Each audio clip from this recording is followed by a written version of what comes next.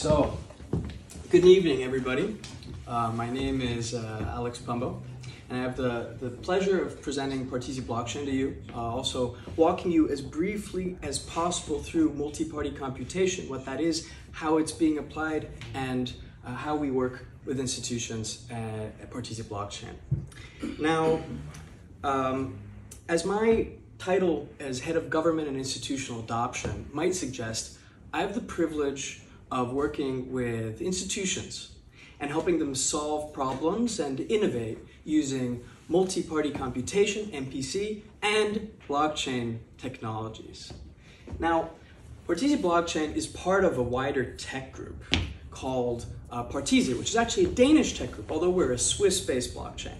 But Partisia was founded by the pioneers and inventors of multi-party computation, or MPC technology. Way back in 1988, this gentleman here, Professor Ivan Damgaard of the University of Aarhus, wrote the first paper on the topic, and then they developed it academically over the following decades until spinning off Partisia from the University of Aarhus in, don't hold me to the date, I think 2007, 2006, something like that. Then they started applying the MPC technology for the Danish government, the Norwegian government, multinational corporations, and were the first really to apply this new encryption technology. And then they started combining it with blockchains in private deployments at first, and they realized that, well, what happens if you combine these two technologies is that you get certain problems that public blockchains have, you can actually solve for lots of them.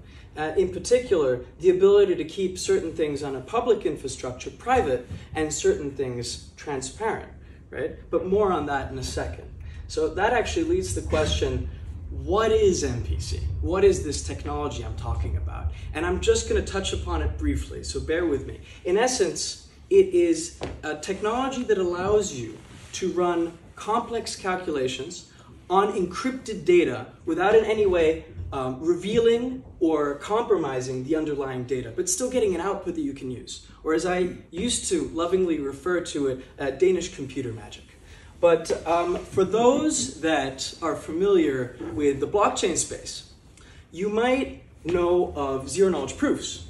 And a good way to explain MPC is actually to put it in contrast to zero-knowledge proofs. So zero-knowledge proofs, as many of you probably know, is a binary and bilateral way of exchanging and getting binary information, right, without revealing the underlying data. So true, false, yes, no answers between two parties. Well, multi-party computation, in contrast to zero-knowledge proofs, gives you the ability to do multilateral calculations of much more complex nature. So truly zero-knowledge computation.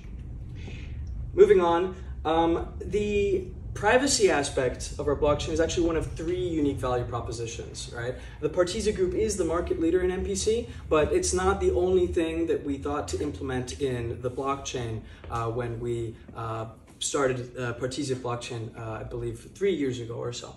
Now, the other two are the interoperability and the scalability that are quite unique. And there we go, let that there. So, moving on to the interoperability, I'll keep this quite brief. But what we basically did was we saw that in the blockchain space between layer ones, it's a competitive game, right? In what way? Well, if you build something on, let's say, Ethereum or BNB or whatnot, you have to use their token, and it's quite difficult to interoperate with other chains. And we came into the space going, well, there's certain things that we do quite well, but we don't necessarily want to compete. How do we turn this into a collaborative game? And this has a lot to do with the thoughts of one of our co-founders who has a PhD in game theory, right?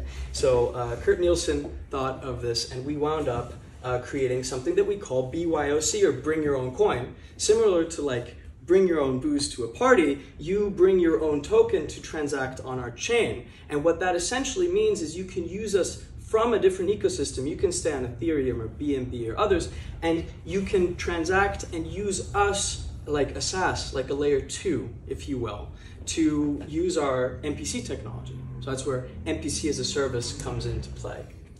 Moving on to our last unique value proposition is the way that we've actually structured the infrastructure.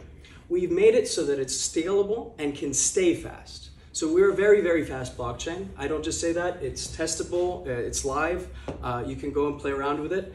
And the way that we can keep it fast, no matter how many transactions come into play, is the way that we actually not just shard in the traditional blockchain sense of adding the transactions into a block at the end of the chain, but also have multiple blockchains working in parallel and can keep adding more and more and more as soon as transactions get too much for the currently 4 to handle.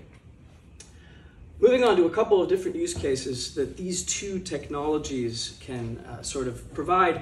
I get very excited about the private voting as a potential. It's something I actually had the pleasure of writing my master's thesis about at the University of Geneva. And in essence, all of these different use cases involve combining transparency and privacy, right? And in the case of private voting, imagine for a second you have a voting system, right? Where you can keep a secret ballot on a public blockchain. Well, what does that mean? Imagine if in real time you could see how many votes each candidate gets by jurisdiction without being able to see who voted for which candidate, and therefore ensuring people's privacy rights and their democratic rights, right? So that's something I get quite excited about. I'd be glad to chat with you about it later. But there are many other use cases that are theoretically applied or could be applied or that are already being implemented now. And I'll move into just briefly touching upon some of our partnerships. So I'd like to highlight two. One is with the ICRC in Geneva, and the other one with the Red Cross, and the one with the Health Innovation Exchange, which is a spin-off of UN AIDS. And for both of these partnerships, we're actually supporting them in creating new ways to work with, in a more traceable manner, with donations and respond to crises and help people in need in a more efficient and fast manner. Also even bringing the amount of capital to bear and making it much more efficient so that they can almost double the amount of the effect of their capital. And I'd be glad to speak with you about all these use cases and more later on in person. It's an absolute pleasure to be here. Thank you so much for organizing this, and looking forward to the panel. Thank you.